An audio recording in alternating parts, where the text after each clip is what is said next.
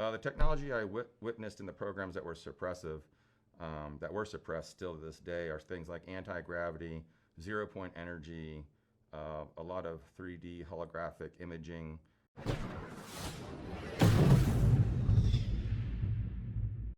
What is going on, guys? Welcome back to the channel. Today we have a very interesting video. This is one of my favorite whistleblowers in the whole world. His name is Emery Smith.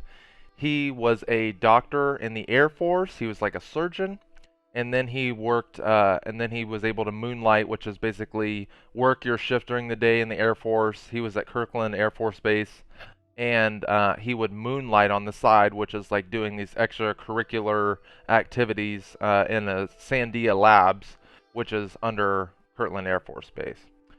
His main, I guess, mission was to basically surgically remove tissue samples and dissect tissue samples from these different types of flesh. He got over 3,000 samples of all sorts of different types of flesh, whether that be extraterrestrial, whether that be inner Earth beings.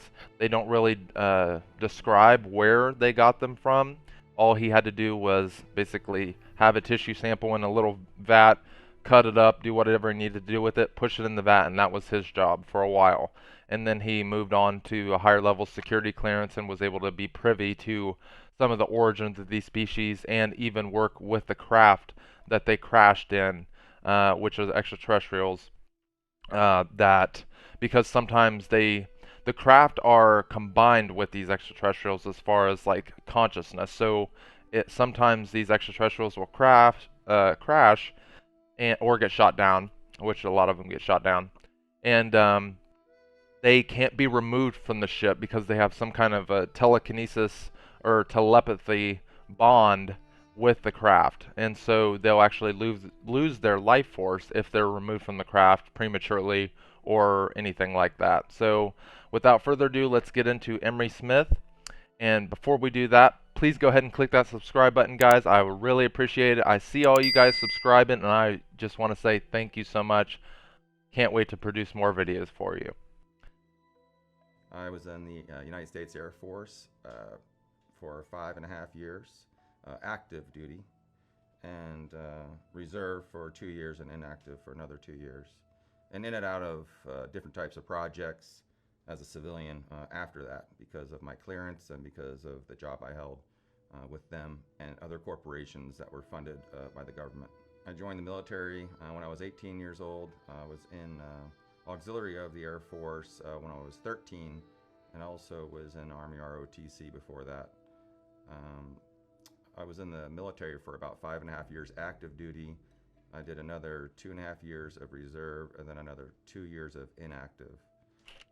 And that's kind of how I got started with the United States Air Force, and also these compartmentalized projects, moonlighting in the evenings while being active duty and working for these underground labs that were owned by major corporations that were renting and leasing places on the base to do this type of work. And a lot of these were, of course, underground facilities. It was mostly tissue specimen examination and dissecting and taking parts of specimens. I've done over 3,000 different specimens, not whole bodies, but just different parts of body tissues and whatnot to send for testing. They were testing everything. I wasn't really allowed to, in the early years, know anything about what I was dissecting. All I know is I had to go in there, take this part of this tissue, or dissect this nerve, or take this blood sample from this this specimen, and then send it away for testing. The technology I witnessed in the programs that were suppressed still to this day, are things like anti-gravity, zero-point energy, a lot of 3D holographic imaging. Of course, there's a lot of devices that were reverse engineered by these corporations from government retrieved downcraft and extraterrestrial DNA, along with hybrid DNA from these specimens that they use to make pharmaceuticals and to make cures with and things like that. So there's always a positive and negative. They might make a gun with one thing, but the same device is used to kill cancer, on a different wavelength, but the same technology. So these things are all suppressed. So we don't have to live like we do now. We could actually have a lot of abundance as far as medical technologies, the cures for diseases, the abundance of water and food for everyone, and housing if these technologies were released. And of course, energy, free energy for everyone, and for all of our devices. So we wouldn't have to rely on gas, coal, and oil. I witnessed many different craft in these projects. I was actually working with the bodies and the craft because they're connected. A lot of the craft are organic material, consciousness-assisted technology, Yep. which means only the driver or that race can actually operate the vehicle due to the frequency of the genetic DNA and the frequency that they're emitting. It's kind of like having a pet or a car that only responds to the owner. That's exactly right. Guys, if you really want to check out, if you really are interested in this and want to do a deep dive on Emery Smith and what he talks about, and sorry, cigar, why not? He has great interviews on Gaia. Okay, Gaia TV. You can Google it. It's basically like the Netflix of spirituality. They're all. I don't know if I can post them on here because I think they have like they're protected or whatever. But if you guys really want to get into the weeds as far as like what he talks about and his story, it's an amazing story, guys. He is one of the most credible whistleblowers, but at the same time, he has just a fantastic story. He worked in these underground labs, just like what he was saying, and then he eventually got on teams where he was building like an Iron Man type suit. He was privy to those Iron Man projects to where the United States military was working on like a legitimate Iron Man, like the one you see from Tony Stark, that kind of suit that you can use in combat. Whether it's used practically or not, who knows? But the basically this suit can jump like 40 feet in the air, and the whole gambit of missiles and whatnot. And so that was one program, and then he also had another program where he was actually getting teleported into inner Earth and doing biological missions, trying to like basically get tissue samples from the flora and fauna, which is inside the inner Earth, and which are inner Earth, if you're not familiar, are huge caverns within our planet that basically have all different types of different ecosystems that are not basically on the surface. So they could be like 10 miles wide and a mile up. So it's its own little ecosystem, its own little cavern.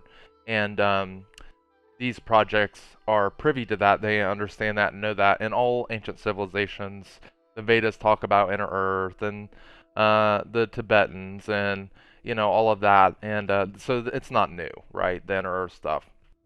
It's just been kept secret, and then they labeled flat Earth to kind of cover that up. But so he basically goes into those caverns, does tissue samples out of there, and then yeah, that he's just got a heck of a story if you guys want to check him out.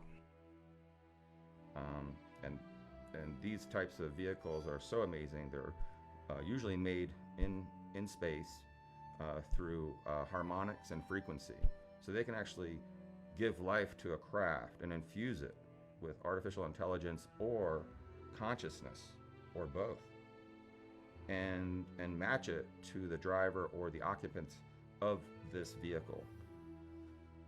Some of these craft were many different types of shapes. Of course, there's always the classic spheres, egg shapes, and the disc shapes. But there's also other craft that are interdimensional that can change shape. So they might come in the form of light, and they can manifest and change their atomic structure to become solid. So these types of crafts are a little bit more advanced, than the crafts that we hear about in pop culture, you see on TV and whatnot. These crafts can actually go interdimensional. They can change shape with all the occupants not even knowing it's happening, and then reform again in different worlds and different dimensions and different parts of the universe immediately. So there's not a down lag time, because they have their own atmosphere, they have their own gravity, they have their own little space that they have projected, from this craft that keeps them completely encapsulated with it. And they have already mastered how teletransportation, and all these things. So the bodies can shrink with the craft in its own living space. And that's why they can go a million miles an hour and make a right-hand turn. Yep. Because they don't feel it, because they're in their own kind of like their own dimensional holographic world, where they have to fall under those scientific algorithms, such as like in the 3D here. As soon as they make themselves 3D, they have to survive in a 3D. So they have to maybe take a step down if they're from the 4D, 5D, 6D. So it's really interesting how these craft that we have had for many, many, many years, some have been there for over 30, 40 years, and some craft are very new. And we get different craft all the time. Like I said, one of them that I explained one time looked like an upside down Jello cake. And it actually, you could touch it and it felt like a memory foam mattress and had a hollow inside. This was about 40 feet in diameter, 50 feet in diameter, and it had like a 10 to 25 foot hollow inside to this, craft. And the craft was not hollow, it was solid. But for some reason, inside this opening, inside the cylindrical opening, were where the beings actually were. And it's open, but when it activates, there's a floor appears and it forms. So, but they don't really use floors, they don't use chairs, they're just kind of there. And it's a very interesting, it's a different thing. It's not like about a lot of buttons, there's no steering wheels or cockpit like everyone thinks there is when you walk in these. They're very seamless, and they give off energy all the time, even when they've been captured and taken down for 30 years. They still emit this amazing energy that they're harvesting from within inner space. It's a really and that's what they're trying to figure out now, is how to harvest that. And a lot of them have figured this out, but there's a lot of corporations that are fighting actually for this technology. But we're way advanced, more than you think, a few thousand years than anyone would think. Humans here right now, but that's what's being repressed, this type of technology. Our taxes around the world, from the U.S. government, when they're charging $100 for a hammer, it only costs them $5 to get.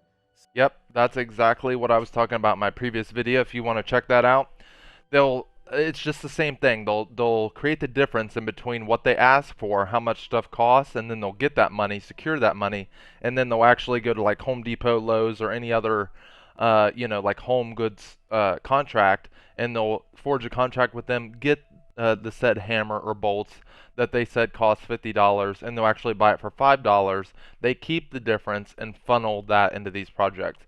And guys, by the way, they need hundreds of thousands of hammers and bolts, just to give you some perspective. Okay, that adds up to millions, tens of millions of dollars if you do that every single piece of material that you need over time. And that's how they funnel all this money into these projects, among one of the ways. The other ways are illegal means, which I won't get into on this video. So all this extra money, trillions and trillions of dollars, are going into these black projects to fund them, along with what they're doing in space, as far as working with other humans and extraterrestrials, with trading and whatnot. And I'm not familiar exactly what they're trading, but there is something going on with that.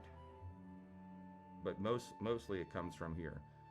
Extraterrestrials, don't really care about gold or money or cash. So kind of like when you're working in the government and these projects and the military, everything's done by favors, and it is kind of a favor thing, or an even exchange of something for something. Yep. Like when I was working with the projects in New Mexico, we stumbled upon something, we couldn't figure it out, whether it was an extraterrestrial device or a craft. So we would call the other bases. We would call over in Australia, we would call Italy, we would call England, we would call these places and say, hey, do you have anything like this that you could help us figure out to get to work? Right. He actually did one of these types of projects and had to reach out to the Vatican to find out information from there. So basically, the Library of Alexandria that was said to be burned was not actually burned. All of that material inside of there was actually transferred to under the Vatican. The Vatican has a huge base under it. You could call it a base, but I think it's more of like an ancient library type scenario, to where all the extraterrestrial materials that the Vatican and the cardinals and all of those people were privy to for hundreds of years have been kept secret and kept under the Vatican. They have the old Vedic texts. They have the stuff about the Vimanas. They have some about Nazi occultism. All the sightings that were seen by our indigenous peoples. I mean, you name it, it's down in under the Vatican. And it's the old text. So it's the original old text that you're not copying from. That's literally the text from the era. And they keep it in like these vacuum type airtight contained rooms to where it won't decay. And it's kind of like a museum type scenario, but it's very hidden, very advanced, and very compartmentalized. But if you do favors for them, such as, well, I'll give you this, and if you let me come and find out what you know about XYZ, then they'll be more inclined to do so. They always, just like he said, they always make deals. It's favors for a favor. And then when the U.S. government or Lockheed Martin or any of these Sandia Labs or any of those corporate type scenarios, they want you to do something for them, while the Vatican expects something in return. So it's just it's a favor for favor type scenario, and this is how a lot of this interconnectivity with information gets shared in between these corporations. We come on these, we stumble upon things and we have to stop. And then if we can't figure it out ourselves, we'll start asking around. And for that, we have to give them something they don't know that we have. So it's this exchange and bargaining system of, give me a little information and I'll give you information. Yep. Overnight, if we were able to get all these technologies together and give them to the public, it would end gas, coal, and oil.